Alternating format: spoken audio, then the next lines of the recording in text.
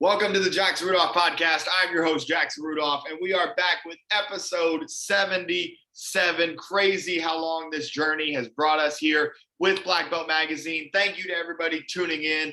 And I've got a treat for all of you sport karate fans out there today because we've got a fan favorite on the show. As you can already see on the screen, we've got the Black Mamba himself, Rashad Eugene, not a jack of all trades, but a master of all trades. This man competes in the point fighting division in addition to what he's most well known for, which is his weapons competition. He won an overall grand championship in the forms division as well this past weekend at the AmeriKick Internationals. So Rashad Eugene is quite literally all over the karate tournament scene, competing locally, competing nationally on a world scale. And I've been very honored and blessed to share the ring with him for several years now. He's a great competitor and a great friend. Rashad, I'll give you an opportunity. Introduce yourself a little bit here to our Black Belt Magazine audience, and then also tell us, how did this whole journey get started for you? So tell us about yourself and take it all the way back. Well, first off, thank you for having me on the show. As Jackson would say, my name is Rashad Eugene. I'm from Miami, Florida. I'm 25 years old, and right now I am a 4th degree black belt under my respective styles, Sanuka's Ryu Jiu-Jitsu, and also a 2nd degree under Goju-Ryu Karate under Damian Rodriguez that I actually got recently promoted. So, thank you. And how my martial arts journey started, it was actually a coincidence, you want to say, or it's very sudden. I actually didn't want to do karate. I actually wanted to play basketball in 2004, 2005-ish. At the rec center, what we call it the YMCA. I wanted to play basketball. Like I said, basketball season did not start at that time, which was, I remember, in November. And so I was the type to say, okay, if I don't have this, I'll settle for this. So the only activities that was going on, it was either karate or ballet. Me as a 9-year-old kid, I was not gonna go for ballet, even though now, like if you actually think about it, ballet would be good for movement and everything that will enhance your karate skills as well. So, but at the time, ballet wasn't having it. So I joined karate. I actually did Shotokan karate, very traditional, and been there for about 2-3 years. After that, I switched over to another karate school, which is, again, called Sanuka's Ryu, which is a self-defense based school, but they like to go to tournaments as well. So from then on, I've been there for 8-9 years. Got my 2nd degree, actually got my 4th degree in 2018.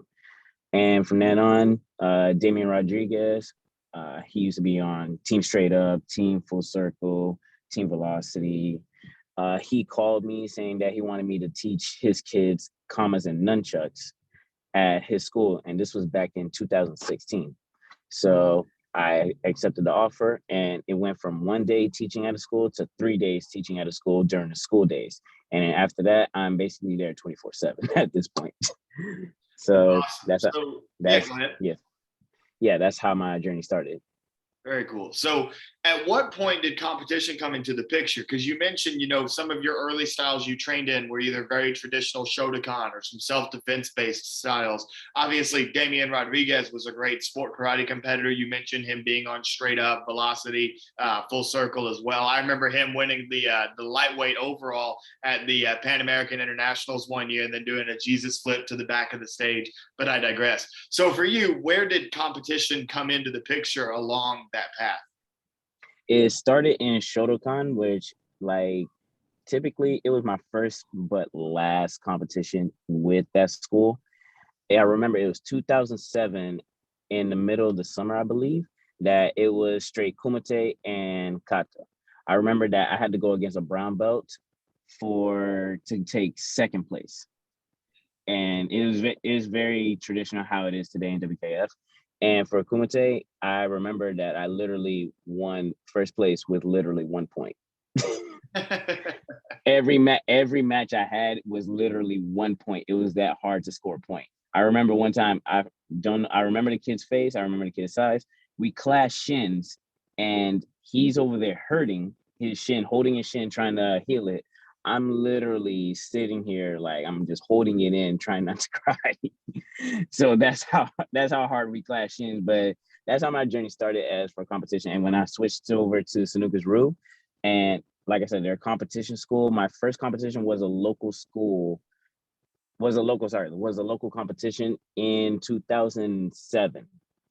Yeah, later that year as well. So I remember I took fifth place. No, not even fifth place. I took last place. And I was the type to, okay, cry, get over with, and just keep on going.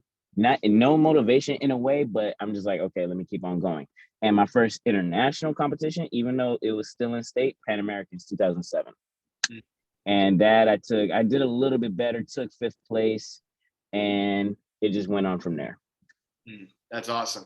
So I love how you talk about kind of having that never give up attitude without really having much of a goal yet. You were new to the whole thing. You didn't really know what you were going for, but you just knew that you had to keep going and keep pushing. And then obviously over a long period of time, that paid off, right?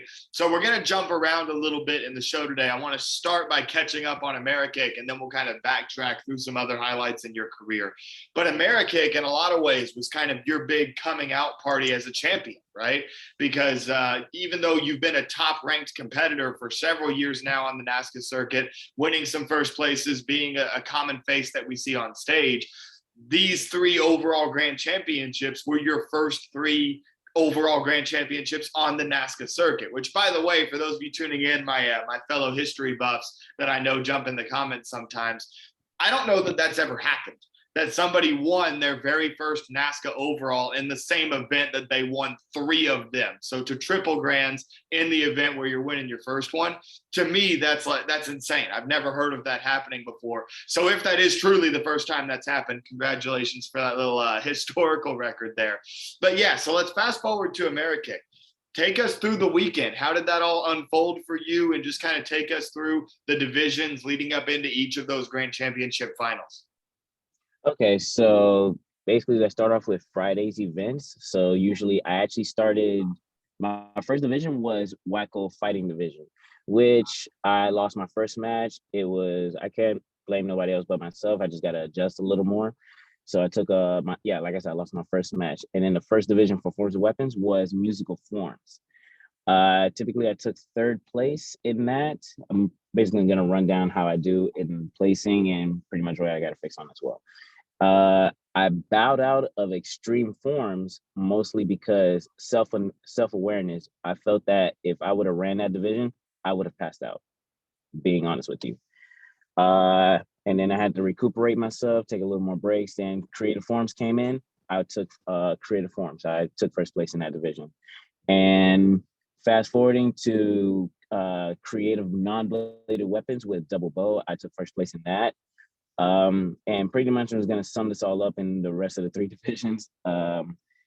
Musical Weapons, Extreme Weapons, I took second place to your teammate, Alex Macias, really good competitor, awesome competitor, always bringing up the challenge for me and for the other competitors as well. And unfortunately, in Creative Bladed Weapons, I unfortunately dropped, which again, Alex Macias took that division as well. So that's just Friday's divisions. Pretty much I adjusted, I had fun, I did what I had to do, and I just go from there. Saturday's division, it's kind of funny because I was ready to do traditional weapons and they said, okay, my lightweight point fighting division is about to start. And they basically said that they're just gonna run it, they're not gonna wait. I'm like, okay, I have to change out of my uniform, and I was the first fight. That was another whammy. So I'm like, okay, I'm already in a way, I'm already mad. So get my gear on, whatever, cool. Won my first match, lost my second match to Luke Loque, which is a good competitor. He's a good up and coming fighter and traditionalist as well for Team Revolution. After that, okay, cool. I know what I did. I did a lot better than Friday's fighting division, but still got things to work on. Now, rolling back to traditional non-bladed weapons, took first place in that. And also I took first place in traditional bladed weapons with the double-sided hokoyari, which is a Japanese spear. And also in non-bladed, I use a single bow. So pretty much now rolling into the finals, I'm going into the finals with both a creative form and a creative weapon with the double belt, being that I took first place in creative non-bladed weapons. And So I'm going to creative right there briefly for our audience, because by winning both of those traditional weapons division, that's an overall grand championship right there, because the Chinese stylist who won, Aaron Keyes, who won with his bullwhip form, he would go into the CMX, the Creative Musical Extreme overall grand championship, meaning that the traditional overall weapons grand was just the traditional bladed versus the traditional non-bladed, which was you versus yourself. And so you win that overall grand championship. So you got that locked up in the divisions. Then you move on to stage. Take us through what happens on stage. So on stage, let's start off with CMX forms. It's kind of funny at the end result to myself because I was actually surprised. So I'm basically doing my creative form, who helped me actually prepared for it, at least the basic side. A lot of people don't know, some people do know, I'm actually working with or training with Marcel Jones now. So pretty much I have to working my basics, making sure my hands are sharp. I'm still got a lot of things to work on. And that's how I'm going from there. So I'm doing my creative form. I did really well. And the person that I went against, Cody Leck, he did really well. I kind of noticed a stumble. I honestly didn't want that to happen, but it is what it is. And really, I thought it was going to be, I still thought it was going to be close. And when the judges said that I was the winner, not the automatic winner, I'm sorry. When I was the winner, I was actually surprised. And I have a picture that you can see my face reaction. I was like, huh? I won? It was one of those situations where I actually won forms with creative form. I was not expecting that. I really wasn't. So everybody was telling me congratulations. I'm still surprised the fact that I won technically my first CMX overall was in forms with a creative form. So I'm surprised about that, and I'm like, okay, let me recuperate. I still got CMX weapons to run. At this point, my mindset, I secured traditional weapons overall, CMX forms overall. My mindset is to focus on actually just hitting my form. Don't care how the results came up. And so when I did that, I did my double bow form, had a little stumble, I'll be honest with you, had a little bobble, had a little stumble, still caught it, didn't drop it, and went from there. Unfortunately for my friend and friendly rival, Alex Macias, he dropped. Again, I didn't want that to happen. So the judges, and also Aaron Keyes did a very good bullwhip form. It still gives me the chills when he uses that weapon, I'll be honest with you. And so, yeah, the judges put it in my favor, gave me the win, crowned me the winner for that division, and it just went from there. That's awesome. And one thing that I love about the way that you talked through that is when mentioning Cody's stumble, when mentioning Alex's drop, you mentioned both times you don't want to see that happen, right? And that's one thing that I have so much respect for as a competitor, because I've had times backstage, right, where I'll be up against, for most of my career, I was up against Reed and Cole on stage, right? Reed and Cole Presley. And there would be moments where one of them would drop, and then I would be visibly frustrated backstage. And then somebody would be like, after the division, they'd be like, so why were you upset? Like, what happened? And I'm like, I don't want them to screw up. Like, if I win, I want to win because I was the best in the division when everybody was at their best, right? So I love the way that you explained there. You don't want to see anybody else drop or stumble or whatever. So great sportsmanship from you on that part. But on the other side of things, if you're consistent and you're always showing up and you're always in that final, then sometimes you're going to get those wins because you were the consistent competitor, because you didn't stumble, because you didn't have that drop. And there's something to be said for that. Obviously, when you're able to accumulate 3 over the course of a weekend, right? Which, like I said, and I'll say it again, is pretty unprecedented, especially for your first set of wins to come that way. And it's funny how they happened, right? So the first one, oh, wait, hold on. We just had Rashad disappear for a second. Okay, he's back. So anyway, the first one, take us through how that felt, because you win the second traditional division, and then do you know at that point that you've already won the overall? So did winning that second traditional division feel like winning an overall, or did you not really feel it? Let's just go one at a time and kind of talk through it that way. For the traditional weapons division, that's the one I actually felt that I won, to be honest with you, because that's the one where I actually went against competitors, different styles, different type of flow, even when the division are separate, bladed and non-bladed. And I just had to just do my form. Pretty much after that is just, okay, I won both and I'm just ready for anything. They actually called me to do my division because I was going to go against Aaron Keys. So, but unfortunately he wasn't there. I was actually messaging him to see where he's at because I know I saw him there earlier. He told me that he couldn't make it and he's going to make it for the night show for sure. I was like, okay. And they crowned me the winner right there. But I was just up and ready to go again, honestly. Awesome. And that is one thing for those of you tuning in that are like, wait a minute, was Aaron Keys in the traditional, the CMX, where was he supposed to be? That's one of those kind of gray area rules in my experience on the NASCA circuit, is that sometimes the Chinese weapons winner, meaning typically a Kung Fu weapon stylist, sometimes a Tai Chi sword or something like that will win, but typically a Kung Fu weapon stylist will win that Chinese division. And then in my experience, they kind of get to pick if they go to the traditional or to the CMX, right? I think the general rule of thumb is that if they have an inverting technique, like if they do an aerial or a backflip in their Kung Fu form, which is some common, wushu variation that goes in there for performance purposes, then it goes into the CMX. If they don't do any of that, then it goes into the traditional. But I digress. So you say that one, you actually feel like you earned the most because you had to fight your way through both of those divisions. So then we move on to the creative forms, which you've got yourself a great coach in that regard. I've said it once, I'll say it again. The greatest creative forms competitor of all time is Marcel Jones, right? So take us through that. You mentioned that you were a little bit surprised, but nonetheless, it's impressive to win with a creative form. That doesn't happen very often either. Yeah, pretty much. Just repping all basics because over the years I just do what I see, because over the years how I started in creative, I'm just gonna backtrack that a little bit. I've basically been going through YouTube. I've been watching a lot of YouTube videos of, I'll be honest with you, Tyler Weaver, Sammy Smith a little bit, Jacob Pinto, the list goes on. Even older competitors like Rudy Raynon, Marcel Jones, Mark Canadazato, Caitlin Deschelle, Kalman Choka, even Joshua Corton, Tyree Brown from Team 100%. Like I said, the list goes on. I can go on and on about this. I watched a lot of videos from a lot of competitors on main teams, local teams, anybody you could name it.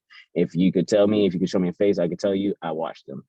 So typically, like I said, I was going based off of YouTube. That's how I progressed everything to the point where I started making my own tricks with bow, with commas, with sword, with nunchucks, and then different other weapons, as you see me do, like triple bow, broom, sword and comma, different weapons that you would not even think of for me to do. That's awesome. So now I want to shift to that weapons division.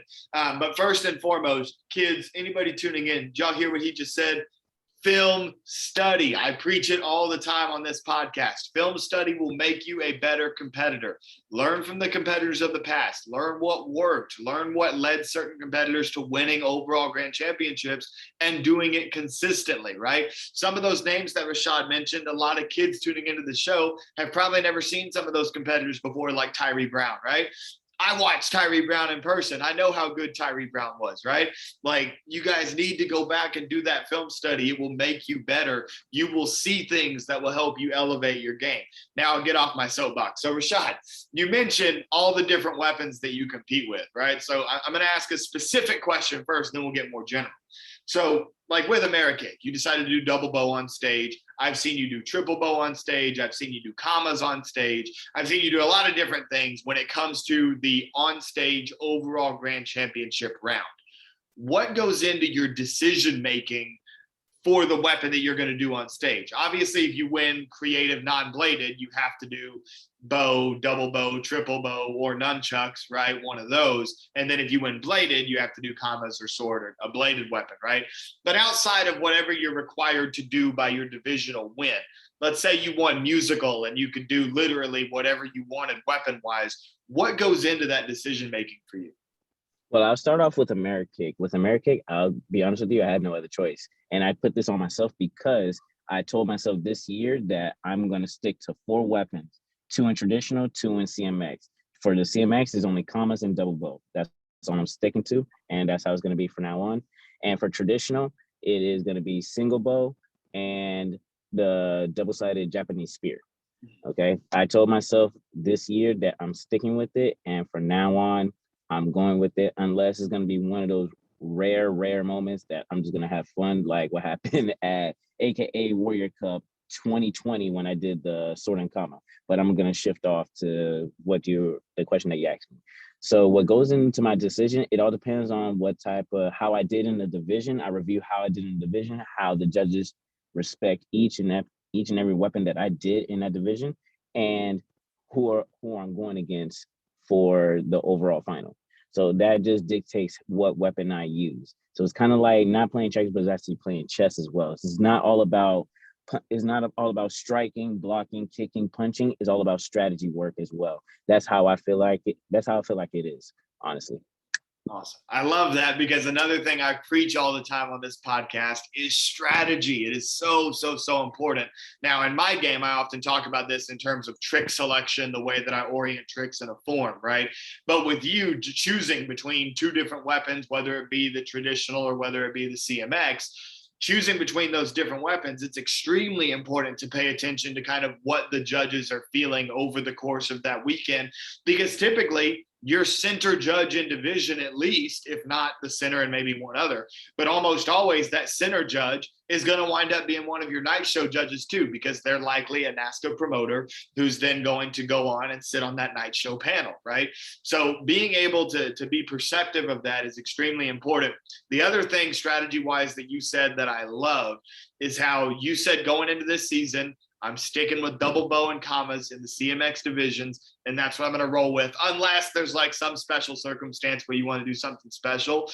I think that that's the perfect strategy, right? Because if you came to me a year ago and said, Jackson, what does Rashad need to do to break through and win the overall? I would say he's got to be consistent. He's got to pick whatever his favorite of all these different things he can do is and stick to it. And when you give the judges that consistently, you're going to increase your chances of being able to take home those nines and get the wins, right? That's exactly what happened at AmeriKick. I'm proud of you. Congratulations. I think that was an excellent strategic decision, and I hope that continues to pay off for you and give you continued success moving forward. Thank you. Absolutely. So now, let's go through. I'm reading through my notes here. Let's go through. So we mentioned some of those like weird weapons that you've innovated, right? The triple bow, the comma and a sword from Warrior Cup of 2020, Battle of Atlanta 2020, breaking out the broomstick form, right?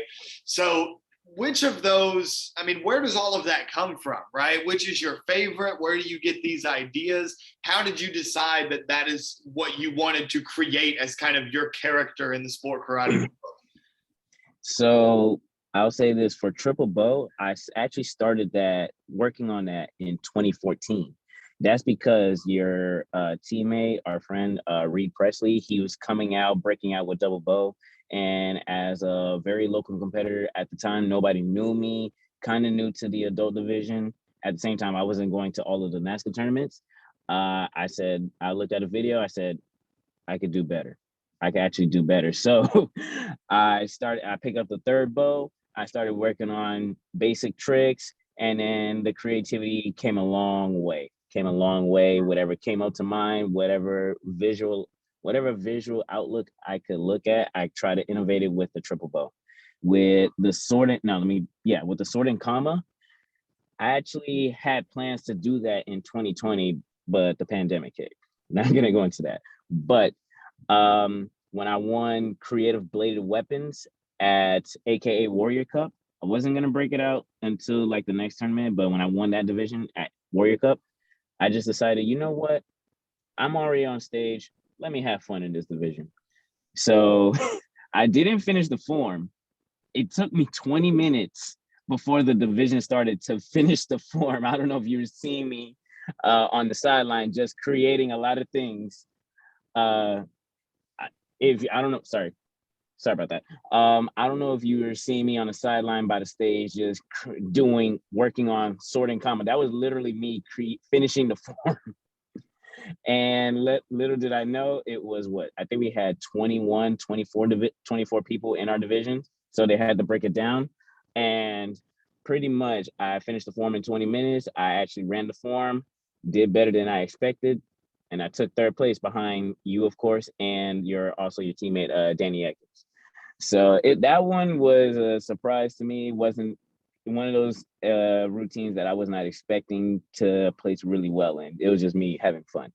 And then the broomstick, that one was supposed to be not for the competition, but Mr. Mike Goodwin actually sent me that broom out of request from a karate parent that I know to actually make a joke about it. Not, like I said, not to do it in the tournament. And one karate parent at the time insisted of me doing it one time at a tournament, at a NASCAR tournament. So I'm like, okay, all right, let me just do it one time. So I was going to do it at US Open, but US Open fell through in 2020 due to the pandemic. So I said, you know what? It's not a NASCAR tournament. Let me do it at Battle of Atlanta. So I did it at Battle of Atlanta. I actually placed third place. And it was not because of the weapon. The judges told me that I utilized the weapon really well, which again, I was surprised. I took third place because I stumbled on a side swipe, on a kick flip. That's pretty much why I took third place. So pretty much, and all of this with the creativity, it just comes what comes to mind, really. So whatever I could innovate with, like I said, the sword and comma, the triple bow, the broomstick, or any type of different weapons that you put together, I can actually create it with what comes to mind. And I just have to replay that in my head and try to utilize it into the weapon and into a routine. And what's the motivation for that? Is that a personal challenge? Do you try to push yourself to see like, okay, what can I try next? Kind of like you mentioned with you observed double bow and said, I can add another bow to this, right? So is that more of a personal challenge, or do you see the noise on social media and you see people talking about, hey, do you see what Rashad did? And so you try to do something crazier, right? What is kind of that main motivation that drives that creativity of yours? It's actually more personal motivation. Yeah, it's just a little bit of a hype from the audience on social media, from tournaments, just a little bit, but it's more self-motivation. Try to see what other creativity I could put out there and make it a reality, pretty much. That's awesome. I love that. So now, which of them was the hardest, right? So if we talk about triple bow, and you can include your double bow form and your comma forms in this, I'll just ask generally, what do you feel like is the hardest form that you've ever pulled off? Or maybe a form that was really hard that you didn't pull off because of how hard it was? Difficulty-wise, I would say triple bow, even though to me it's actually easy, because I know for a lot of people would tell me, like, how are you striking with three bows? And I get that is more showmanship, but I tried my best to actually make the strikes that I do, I actually try to make it like strikes. I actually try to make it realistic strikes as much as possible. I would say the hardest weapon, also the hardest weapon to utilize, believe it or not, was the broom, because it was heavy. It was really heavy. So I could actually barely throw it. So I'm actually throwing actual broom strikes that you will see in a Jackie Chan movie. That's awesome. And yeah, pretty much that's what it is. So with triple bow, I feel like a lot of people watching probably raised an eyebrow here, because you said, yeah, triple bow is the hardest, but it was easy for me. Explain that a little bit. So what about triple bow made it come a little bit easier to you? And from your perspective as the practitioner, what do you truly find the most difficult when you walk in the ring? So first part of that, what makes triple bow easy for you?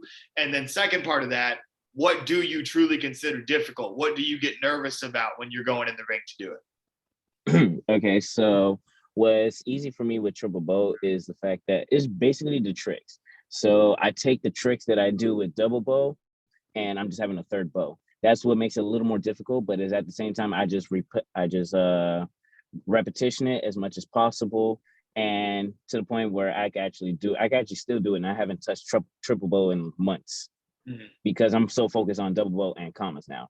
But if I pick up triple bows, I can still do the tricks that I did 2 years ago, 3 years ago. And to be honest with you, if I do pick up triple bow, there's still more tricks that I could come up with. And it's going to be more triple releases instead of double releases, doing one trick while holding two bows in one hand. So that's why I found easy is just basically repetitioning the tricks, the strikes, and manipulating the weapon, all three weapons in a weird way, just so that in a structural way, so that way I don't hit myself and all the 9 yards for that. And well, I'm sorry, what was the other question?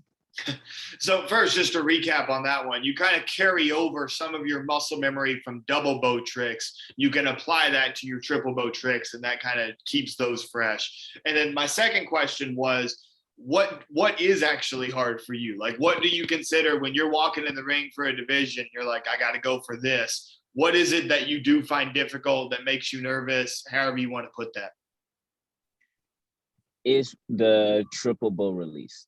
If you're talking about triple bow in specific, is the triple release that I used to do in the last trick of my form. And pretty much there's a trick before that I have to set it up. If I don't get that right, then I'm just basically full sending it. Whatever happens, happens. But if I set it up correctly, okay, cool. Hands up in the air. I actually landed it. And pretty much is all mentality as well, because when I'm walking in the ring, the only thing I'm worried about is pretty much hitting my form. I'm not worried about anybody else, not supposed to worry about anybody else, and just hitting my form, doing what I'm supposed to do. And if I'm feeling worried about something in mid form, then I'm pretty much, this is how I feel like it, and it's probably happened, I'm pretty much going to drop it, or I'm going to mess up. If I'm going to second guess myself and do another trick, I'm going to mess up, or I am going to drop. That's how I feel, and it has happened to me before. So it's just me mentality wise, and if you're talking about triple bow, is the triple release as well, because I'm basically going into it is going to happen, and basically. Mm-hmm. And that's one thing that a lot of people who aren't weapons competitors don't understand is the importance of the setup. There's a lot of different tricks with any weapon, whether it be single, double, or triple bow, or any of the other weapons, right? If you don't set up whatever move that comes before your big move properly, it makes that big move so much more difficult to do. It's not even funny. So oftentimes you can tell, or like when I'm watching some of my students, I can tell if they're going to drop 2 or 3 moves before the move that they drop on, because I can see they're too low on their bow there or whatever. They better fix that. And if they don't make the adjustment, then I can pretty much tell you what's going to happen, right? So the importance of those setup moves is often understated, and that's something that I really want our audience to get from this. Now, the other thing that I want to ask in terms of difficulty, you also, in your more standard weapons, like kamas, for example, you also innovate individual tricks within that weapon. One of my personal favorites is how you ended, I forget which division this would have been. Maybe it was creative belated. Or maybe it was musical. I think it was musical, because I think you posted the musical weapons video from AmeriKick. Anyway, one of my favorite moves of yours is the kama release, where you catch one kama just kind of hanging still on the other kama, and you just kind of stop it there, right? So as far as individual tricks that you've made up, what are some of the most difficult, and what are your favorites? Well, I cannot tell you the name of it because I'm just actually doing the trick, or actually manipulating the trick. But one of them is I'm actually doing a cross double release where if you see, I'm putting my hand behind my back. I'm actually throwing the weapon, the kama, behind my back, right in front of me, throwing this one right in front of me. Mm-hmm. I catch, and then I trap. That's the most difficult trick I ever actually came up with. And in terms of the trick that you're talking about, I basically call it the coat hanger, because that's what it looks like. I'm actually holding a coat hanger. So I actually don't know how I came up with that. I was just working different tricks. The famous Cole Presley move where he was rotating the kama off of the kama handle. Some people call it the grip destroyer. I actually saw that from another post from somebody else, and that's actually true. So if you're, for the people out there, if you're doing comments, if you're doing that particular trick, be ready to buy more grip, okay? Just letting you know. It's a cool trick, don't get me wrong, but be ready to buy more grip for that. It will destroy your grip, okay? But going back to what I was talking about, so I basically call it a coat hanger. Again, I don't know how I came up with that. It's probably, like I said, probably with that Cole Presley move. And that's just a basic of it, actually. Mm-hmm. I could actually come up with something a lot better. I could do a 360 into that. One person that I know who actually innovated, and I give him so much respect for, Philip Brumet, he actually did his favorite move where he did a illusion toss, and he throws one up, catches, throws the other one up, catches the one that's already in the air, and he already has the comma upside down, and he did the coat hanger. When I saw that video, I was like, wow, you innovated it. You innovated him, and the truth. Ben Jones actually did that trick as well. So when I saw those two did that trick, I was like, wait, wow. Okay, I give so much respect to that.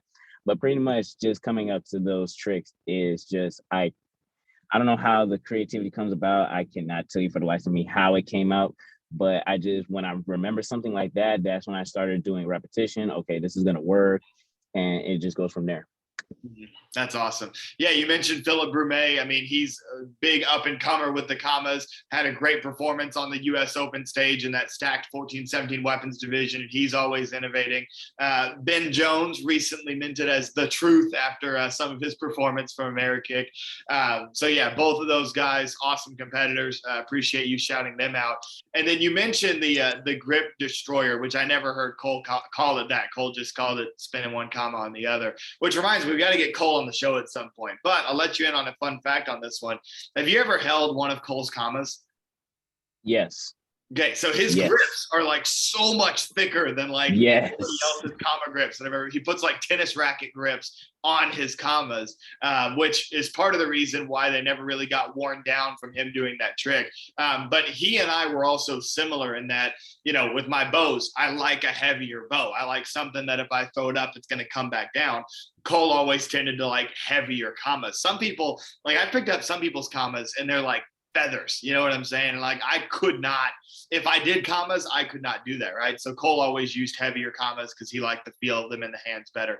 But anyway, there's a little side note that I picked up over my years competing with him and everything. But I digress. But bottom line is, coat hanger's a cool move. I hope that you keep doing that one, keep finding ways to innovate that one, and we look forward to seeing what other new moves you can come up with in the future. We've talked about several competitors from the past generation as well, right? You mentioned that you're being coached by Marcel Jones. You mentioned Rudy Raynon's name. So what are some of those major competitors from past generations that you look up to? And in particular, was there anyone that you found particularly creative that kind of inspired the creativity in you, right? Because in my opinion, we've seen competitors that have gotten creative with their weapons before. We've seen Matt Emig add the stiletto blades onto the end of his nunchucks, right? We saw Reed Presley come out and make double bow what it is today, right? So we've seen competitors think outside of the box with individual weapons choices before. But I don't think we've ever seen somebody as consistently as you come out with something different at all of these major points, right? Having the comma and sword at the AK Warrior Cup, doing the broomstick at Atlanta, even though it wasn't an ASCA tournament, you still did it, right? Doing the triple bow. So it's kind of became part of your MO, right? So looking at that past generation, who did you look up to in general, and especially in terms of creativity? I'll say this: when I started looking at YouTube videos, I came across the first video I actually came across to was Tyler Weaver with commas, with open hand forms, even though at the time I was 9? No, I was 11, and I wasn't able to flip. Actually, I wasn't able to flip. I didn't start flipping until I was 15, but that's a different story. So pretty much started watching more commas with him and open form, and then jump ship to Ross Levine with creative bow and fighting. That's where I get my inspiration from. And then pretty much just watching different people. But what caught my eye a little bit more was Rudy Raynon. Basically how he did the strikes, how he manipulated the weapon in general, honestly, because the guy is so freaking clean. I'm being honest with you. Yeah, if you actually notice, he didn't do that much tricks. He did about 2 or 3 trick combos, but it's not really big combos. Well, I take that back. One of them was the finger spin. Mm-hmm. That was awesome at that time.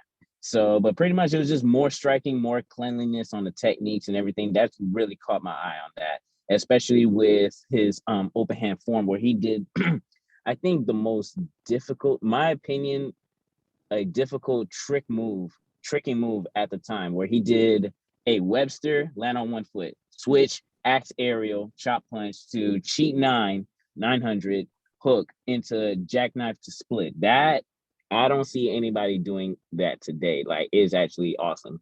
Implementing kicks into splits variations is just amazing. And then from then on, going into Marcel Jones with the open hand form, just watching older videos, I actually caught into one trick that he used to do was the tornado swing cork, which I'm actually able to do that today. So pretty much just getting different inspiration from different people. But the one couple people that caught my eye the most was Ross Levine with the bow and fighting, and Rudy Raynon with the commas and open hand form. And then, like I said, the list goes on from there. Mm-hmm. And those are two of my all-time favorites, watching Ross Levine, which, by the way, shout out to Ross Levine getting the dominant win in your karate combat debut. We look forward to seeing you continue to get wins in that promotion, hopefully be fighting for the belt sooner than later. And then Rudy's the guy who I always looked up to as a comma competitor coming up, right? Like, in my opinion, Rudy was the comma goat of my era when I was a kid coming up watching Rudy. He was the best, you know what I mean? The creativity, the power behind the cuts, the difficulty that he would have in the finger rolls and everything. And that brings it. So we're going to go off on a tangent here because I nerd out about this stuff. And with you being a comma guy, I find commas especially interesting. Because I think if you were to give the top 5 all-time comma competitors, that is closer contested of a list, or a more closely contested list, than any of the other weapons, right? Like, you look at sword, Cowman's the GOAT, right? You look at chucks, Matt's the GOAT, right? You look at bow, you've got the old school Mike Bernardo, Casey Marks, and then in the new school, you've got Corey Lutkus, Ross Levine. If you want to throw myself in there, whatever. I'm not retired, so I don't throw myself in any of those conversations. I'm not going to do that, right? But I feel like a lot of those lists are relatively easy to make, especially at the very top, especially sword and chucks with Cowman and Matt, right? If you, and I know that this is not in the script, so we're going off the dome here. If I said, Rashad, give me your comma top 5, who would it be all time? Top 5, okay. So right now it would be Rudy Raynon. I'll say that. Dang. I'm throwing in, I know he was taught by Rudy at one point, so I'm going to throw in Tyler Weaver for sure. Believe it or not, Michaela Johnson, I watched videos from her tricks with the commas. Yeah, it was amazing. Some tricks that I'm pretty sure that nobody are doing today, except for one person, but she is an old competitor. But Michaela Johnson is the third one. Is not in order, except for Rudy. Sorry, not sorry. But everybody after that, I'm just like, okay, is actually the people that I actually noticed that caught my eye that is very creativity. So I said Rudy, I said Tyler, I said Michaela Johnson. I'm trying to figure out who else is in that top 5. Oh my gosh. So while you think, I'm going to give some context about Michaela Johnson, because there's a reason people forget about Michaela Johnson, and it's criminal. And it's because Michaela Johnson's prime was in what I call the Zen Inc. era. Zen Inc. was a martial arts media, social media channel on YouTube run by Ken Warner, who was involved with Team 100% Performance. That YouTube channel had so many videos from like 2009 through like 2012. And he literally, I don't know how he did it, because it was just him and his camera, and he filmed like every competitor, every form. I have no idea how he pulled this off. But that was Michaela's prime, when she was winning a lot of those 14 to 17 overall weapons grants championships, beating the boys and everything else, doing the under the leg comma throw, doing the behind the back throws, the behind the head catches, spinning one comma on the other. Michaela innovated all of that, but there's hardly any footage of it because it was in the Zen Inc. era, and that channel doesn't exist anymore. And so people can't do as much film study of Michaela Johnson because the videos literally don't exist on the internet outside of a few that you can find from like sportmartialarts.com or Tournament News Online. But the majority of Michaela's forms are hard to find because they were in the Zen Inc. channel. But I digress. So you've got 3, Rudy, Tyler, Michaela. Did you finish out that top 5? Who else we got? I got one more. I got another one. I can't think of a 5th one. And this competitor actually noticed me when technically I was an up and coming. We were actually in the same division, believe it or not. Austin Crane. Mm-hmm. So pretty much, and I remember at the time that he gave me praise for one particular bow trick that nobody has ever seen done. It's pretty much, you ever think of a gainer switch, right? So you know how you throw it behind the back and it goes across, you spin and then you catch. So think about it. It goes around your body, you turn and you catch it behind your back again and you do the trick again going to the other side. Nobody has ever actually done that at that time. It was 2012.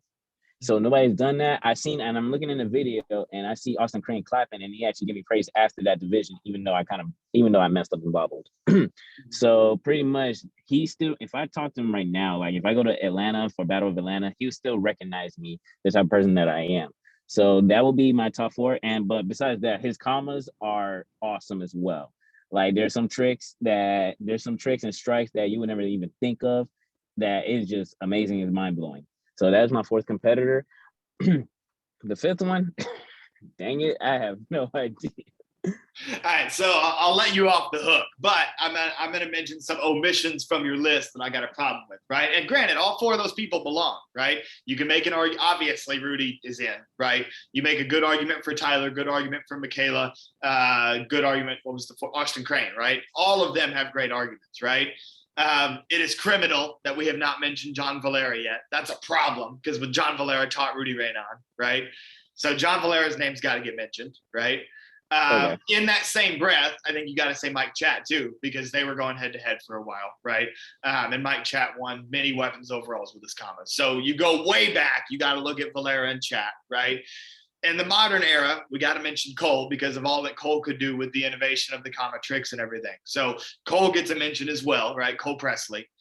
There was somebody else. Oh, Mark Canonizato. We can't do this without saying Mark Canonizato. Oh, right? Wow. Mark Canonizato's in that conversation. Wow. And then if we're talking statistical dominance, Mackenzie Emery's got to be in that conversation too for all the titles that she won doing commas, right? So see what I'm saying? Like it's really, really hard to do top 5 commas because there's like 8 to 10 that could legitimately be talked into that conversation. You know what I mean? Right, definitely. So, wow, how did I forget Mark Canonizato? Because I guess I seen him more as a forms and sword competitor as well. I forgot that he did commas at one point. End of his career with the Mohawk and the Hakama, he was doing the sword. Yeah, and I know his dad too. So if his dad listening, sorry, Mr. William. Oh, snap. Okay. And there was somebody else you also mentioned, John Valera. Wow, I forgot John Valera. Oh yeah, no, Cole Presley. Wow, I thought you were talking about more old school, more mid 2000 in the midst of 2000. All time. Okay, so yeah, that 5th spot, I don't know. I'm gonna plead the 5th on that one. For sure. All right. So now back to our regularly scheduled programming. I'm sure that I know that this podcast is pre-recorded, but I know that in the comments right now, we got some people dying on whatever hill about whoever they think should make the top 5.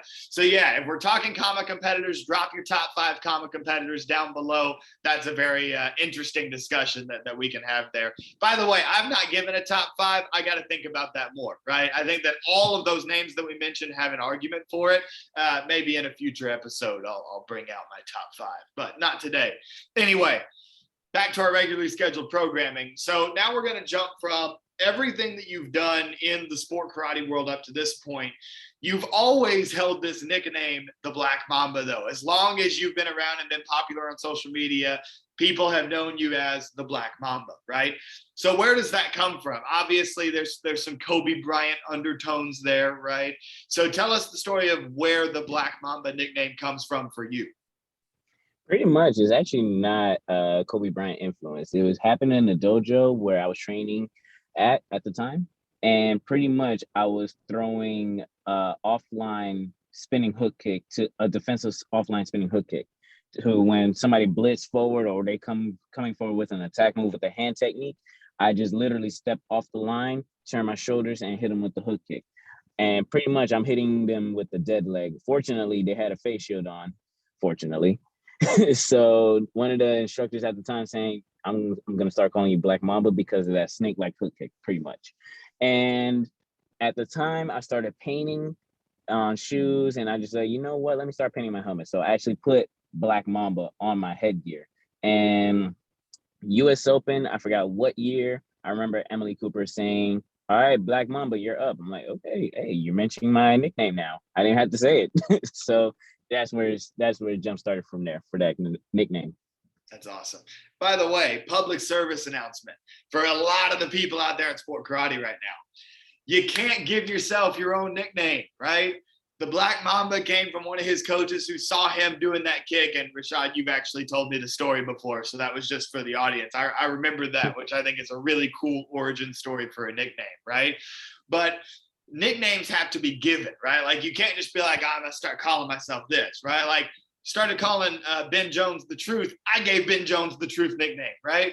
So it's like each of these competitors, you got to earn your nickname from somebody else coming up with it and giving it to you. You can't just start calling yourself something and expect it to stick. But I digress. So moving on. Now we're going to get a little bit more serious here because we're going to talk about some career choices that you've made in terms of sport karate. You're a free agent.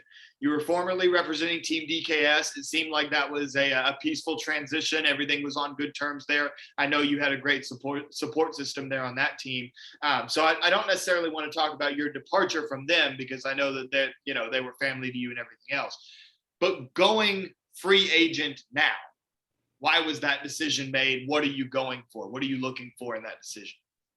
Well, pretty much just to see where I end up at. I told myself that when I became a free agent after February of peacefully leaving DKS, I was going to see where do I stand at Battle of Atlanta. And then, well, actually, no, after Battle of Atlanta. And after US Open, I started thinking, okay, you know what? Let me be a free agent for the rest of the year. I'm just going to rock with it like that and just go from there, see what I can do as a free agent.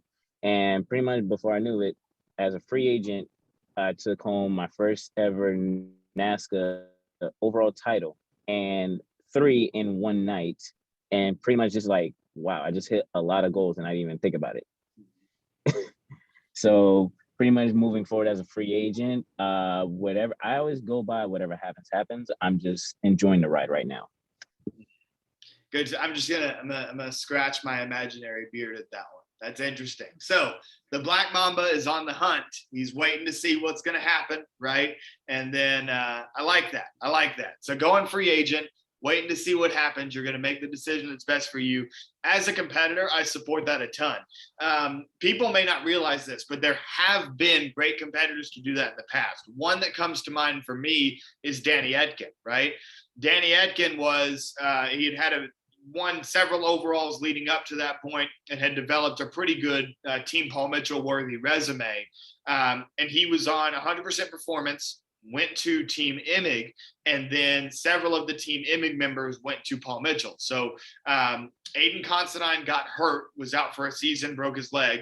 And then Tyler and Mackenzie each went to Paul Mitchell. So Danny was the only competitor left on Team Imig. And Danny, if you're watching this, you got to remind me. I don't remember if he stayed the only competitor on Imig until he went to Paul Mitchell, or if he went blank gi then, or he might have gone blank gi in between 100% and Team Imig. It might have been 100% folded. Danny went blank gi, and then Team Imig happened. And then obviously Danny got the Paul Mitchell call after that. At some point along that storyline, Danny went blank gi as well, as a competitor who was on stage and winning overall grand championships. And obviously it paid off for him because he would represent Team Imig and Team Paul Mitchell, right? So that's kind of another similar situation in which a top competitor went with the blank uniform and then everything worked out in the end, right? So I'll keep my fingers crossed for you, Rashad, hoping everything works out for you as well. And I respect that decision a lot as a competitor to go and test the waters and see what might happen, right?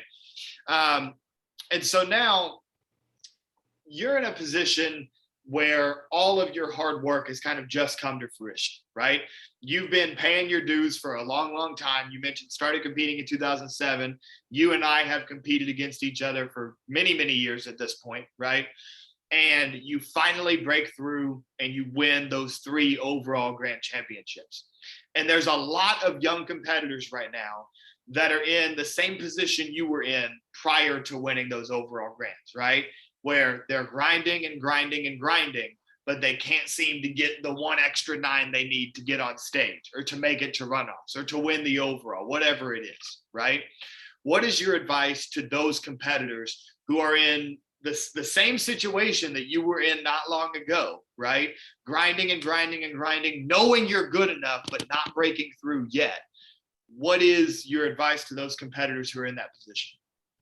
Well, pretty much, let me backtrack that a little bit, because I actually had a conversation with one of my friends through Snapchat, and he asked me, how can I stay consistent with this particular move? Because I landed this move at Battle of Atlanta, but then I dropped at US Open Atlantic City.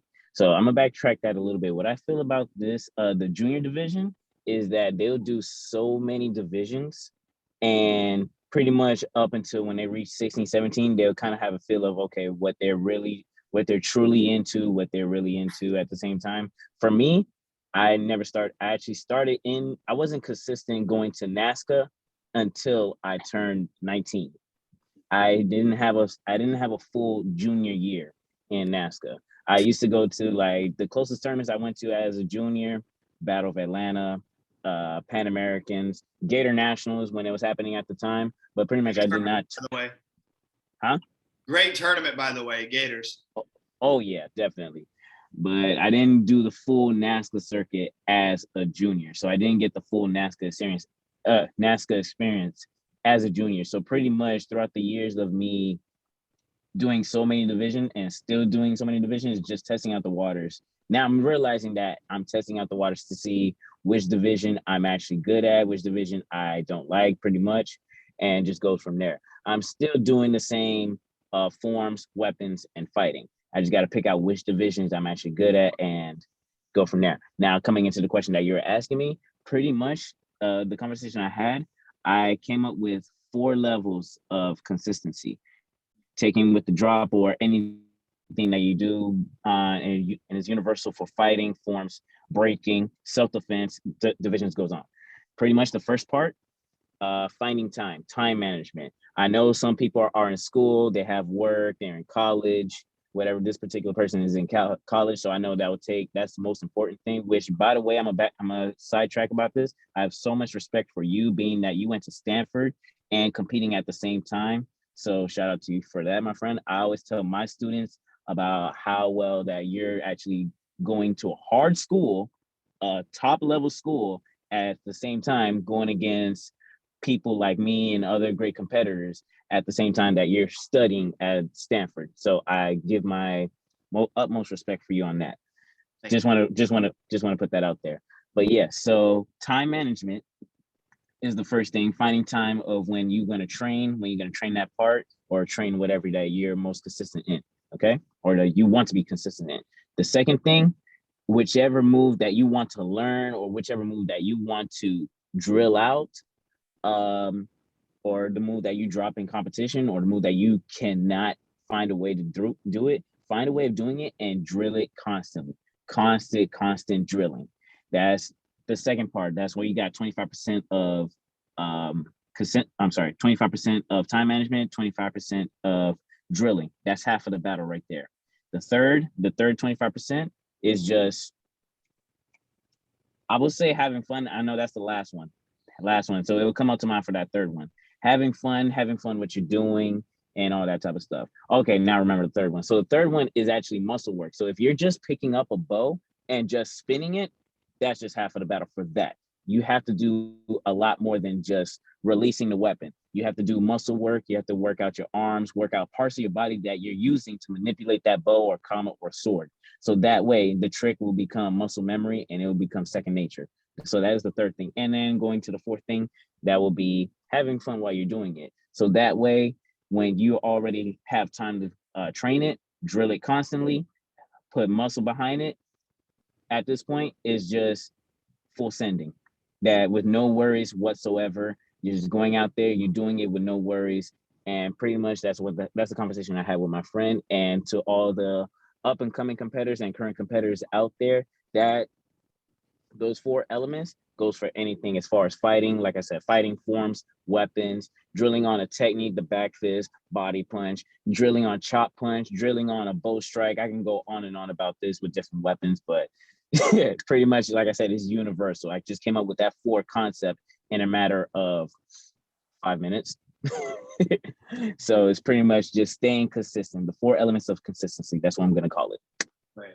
I love that. And what I love most about it is that it is an individual approach to breaking through that barrier, right? It's on you to manage your time, get the reps in, put the muscle memory behind it, get your body right so that you can execute all the techniques and go out there and have fun. That's all on you. A common error that I see people make when they're kind of trying to mentally work through this, because the mental game's a big part of especially weapons competition, where if you get in your head and drop, that's it. You don't have a chance to win at all, right? Same thing in point fighting, right? If you're in your head about something, you're probably going to get kicked in the face, right? And I guess you can apply that to a lot of other divisions. But for me as a weapons competitor, especially important, because if you drop, you get DQ. Anyway, now that I've stated the importance of the mental game, the error that a lot of people make is they say, oh, well, so-and-so has been doing NASCA for 3 years or 4 years, and they've already won 2 or 3 overalls, right? But what they don't realize is that that competitor may have had more regional training experience or experience from another league before they came over to NASCA. So their skills were already at a certain level, right? Or maybe they're looking at somebody in a different division, right? Somebody that climbs up and wins an overall grand championship in one, let's say some random traditional division and some random age group, right? It might be easier to climb those ranks in 3 or 4 years than in some other division and some other age group for the other gender or whatever, where it might take 6 or 8 years to catch up to the top of that division and try to finally break through, right? So you can't compare if it's not the same division, the same age group, and all of those factors, right? You should not be worried about how long it takes. You should be worried about what personal adjustments you need to make to get yourself to the level of those who are winning. And if you put yourself at the level of those who are winning consistently enough, eventually, within a span of a year, typically, you break through and you get that big moment, as long as you're consistent with your performance, which circles back beautifully to exactly what you just described. So, Rashad, I think you're spot on with that. And so for you, at what point did you realize that you could be one of the best? Was it when you first got that NASCA seed? Was it all validated at AmeriKick? Where in this kind of spectrum or on this timeline did you realize I can be one of the best in the world? When technically I performed or competed in my first overall, which was my first legit overall at New England Open 2018. Yes, 2018, I remember. So that I remember going into that division, again, going against you, going against Reed Presley. I don't know if Cole was there. I could be wrong. Cole, if you're watching this, please drop in a comment if you were at New England Open 2018. Derek Megan, also John Seymour from Canada, through a mean double sword routine, traditional double sword routine. Mm-hmm. So he was in that division as well. And going into that final, going against all you and everybody else that I mentioned, is pretty much that how I did well, how I threw my routine, and how everybody was telling me, oh, you did good, you did really good. That just motivated me even more just to push harder as well. So, and it's just me being on stage. Yeah, I didn't get the results that I wanted, but it just motivated me more to get on that stage again. So that's when I started to figure out, okay, I'm going to be the best. I'm going to push through this, and I'm going to keep on going. That's awesome. So you get a little taste of it, and then you get addicted to it, right? And you're like, I need this again. I need to be on stage again. Now I want to win up here, right? So congratulations for that moment. And then, of course, bringing everything full circle and taking home all of those big wins at AmeriKicks. I'm proud of you. I'm happy for you. That is an awesome, awesome achievement. Now we're going to step off of sport karate, and I'm going to, as we close out the show here, give you a shameless plug. You also have quite the talent for art, right? You paint shoes, some awesome slides that I've seen. I think I saw you recently paint like a backpack or something. I know you've done fighting gear before. So kind of give yourself a little plug with your little art business that you run, or not little, you make a lot of stuff now, right? So go ahead, give the shout out for that. And then if anybody wants to get some customs done, how do they get in contact with you and get those orders placed? Well, I'll tell you how it started. Pretty much is in middle school where I had a parent. My mom was the type of person like, why do you need shoes? Why do you need a lot of shoes? At the same time, I'm just getting into shoes very late at the time and the environment that I'm in. So pretty much I used to go on computers when I'm doing my work. The teacher let me go on the computers and I would go on Nike ID, just customizing shoes, knowing that I'm not going to buy them and knowing that my mom will get mad if I try to do it. Okay. And then it actually got a little bit serious in my senior year in high school when I watched a video of custom work, of custom shoes. And I just told myself after high school, I'm going to do it. I'm going to actually get my own supplies, start off with my own shoes. And it actually happened. It wasn't the best at the time. Over the years, it progressed really well. And to this point where now I'm just like, pretty much I'm backed up. I'm backed up on custom orders. I'm backed up like 9 custom orders, which I'm trying to complete at least 2 by tomorrow for sure. So pretty much all the slides, the shoes, the headgear that I do, the backpack, I should have never posted that video because that was like a little more exclusive type of thing. That's like a prototype. And I got one message somebody messaged me saying that I want to see the whole bag. I'm like, I can't do that. I really cannot do that because it's not supposed to be out yet. It was just me making a TikTok video, 3 o'clock in the morning, still painting the backpack, knowing that I have work at 9 a.m., which I don't start work until 12. I'm just letting y'all know that. Okay. So it progressed with my artwork and pretty much I'm just enjoying the ride while I'm painting. That's awesome, man. And the work that you do is great. Yeah, go ahead. Also with the custom orders, if you want to get in contact with me, you can direct message me through Facebook Messenger, Instagram message, DM me. Pretty much that's the easiest way of getting in contact with me. That's awesome. And I highly recommend anybody go do it. If you want to see some examples of Rashad's work, he posted on his social media pages, as well as the Alex Mancias' Air Force Ones that he got from you recently. Those were sick. So you can head over to Alex Mancias' page and check out those Air Force Ones as well. I think you posted them too, right? So head over to Rashad's page and you can see all of his work. Highly recommend it. I might need to be placing a custom order myself not too long from now.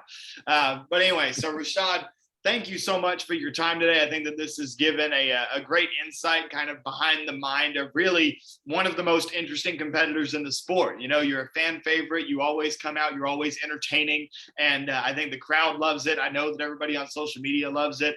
And if y'all enjoyed this episode, make sure you're hitting that share button and sharing this podcast with as many people as you possibly can.